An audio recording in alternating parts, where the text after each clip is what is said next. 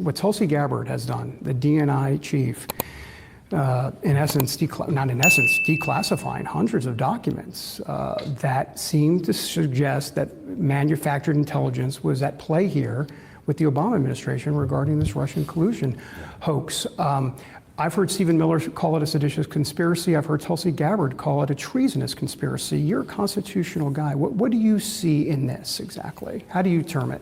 Well, I don't know how to summarize it by way of description in a snappy phrase, but I will tell you it is deeply problematic. And before I became Speaker of the House, I served on the House Judiciary Committee, which had jurisdiction over a lot of this. And we knew what was happening. We knew intuitively, and we were gathering the evidence as we were investigating all of this ourselves. We knew the Russia collusion thing was a hoax. They used it as a basis to attack the president mercilessly. I served on his impeachment defense teams twice. That would be unheard of in history, that a president would be impeached twice on such spurless claims. But in those processes, as we were preparing for those defenses, as we were investigating with our oversight responsibility and judiciary, we recognized that the people who are being called out now were involved in a scheme. We knew that it was a shameless, false set of accusations, and yet they perpetuated the lie on the American people, and they looked right into the camera and just lied, clearly.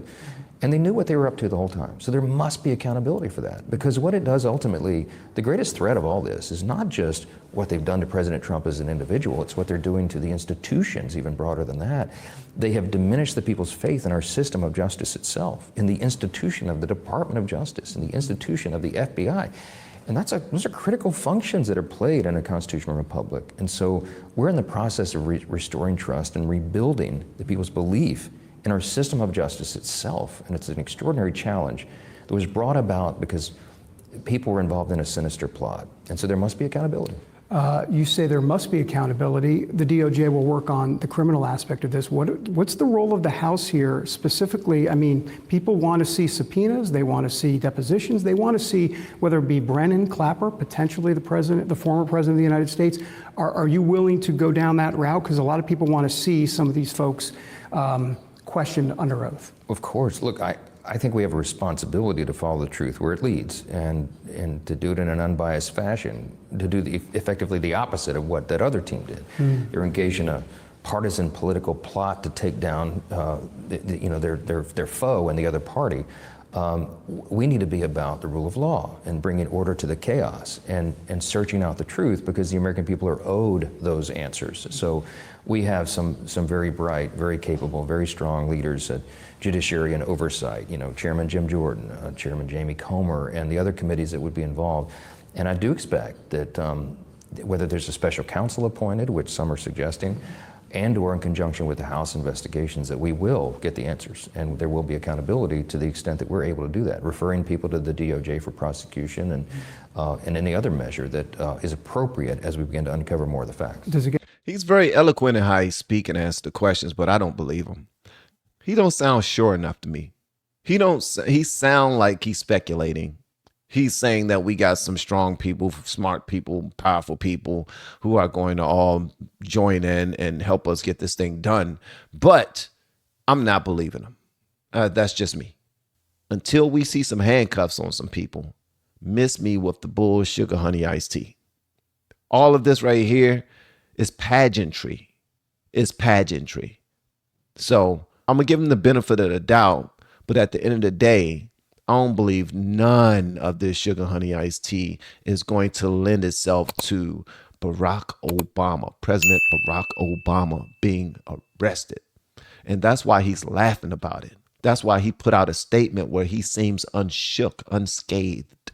Like he really don't matter. He really don't care about this. Get tricky at all with the former president, President Obama, looking at what his role in this is and bringing him in for some sort of deposition, potential subpoena? Well, listen, I mean, we have no concern about that. If it's uncomfortable for him, he shouldn't have been involved in overseeing this, which is what it appears to us has happened. There's a lot of allegations on the table. Our job is to go and follow each of those trails and to find out the truth. So those are very serious allegations with very serious implications, but we're going to have very serious people working on it. And you didn't mention one of the allegations, which is cool. I understand him being professional and him waiting until everything is on the table, but at the end of the day, he's saying a lot while not saying anything at all. He's saying we have information, we have people positioned, we have a lot of people pressing the issue. A lot of people are looking into it, and we're going to position ourselves to put him in the same heat that Trump was in. But we're not hearing anything like exact, like, yeah, we're going to arrest him today. I need that Tom Homan energy. I want that Tom Homan energy. That's what I want. All right? Not Pam Bondi. Yes, we got a whole bunch of stuff on our desk. It's going to blow your mind. It's going to shock you, blah, blah, blah. No, I want that Tom Homan energy, that energy that, yes, we're going to get it done, and you're going to see action tomorrow. Because if it was any other person, if it was us, like as civilians, we'll already be in cuffs. Our families would already be freaking embarrassed. We already will have our doors would have already have been knocked on, probably kicked in, and we would have been made an example of very early. All right. But since they are protected, this is all pageantry. This is all theater until I see something else. We have been helping people grow online. It has been absolutely amazing. We have helped many content creators get from zero to monetization in under 30 days. We even have a couple of these superstars who did it in 1 or 2 weeks. If you want to learn how to do YouTube, I don't care your age, I don't care what skills or talents you have. Trust me, I can help you do it effortlessly. Just reach out to me with the word coach and we can get it done. One more thing. We have a YouTube course that I just now created. I'm extremely proud of, and a lot of people are getting so much from. Purchase that course and work with us. You can join our private Facebook group and our daily group calls, which is 3 to 5 days per week, and you can learn so much more than you've ever learned before. I can't wait to hear from you. Love you. Peace.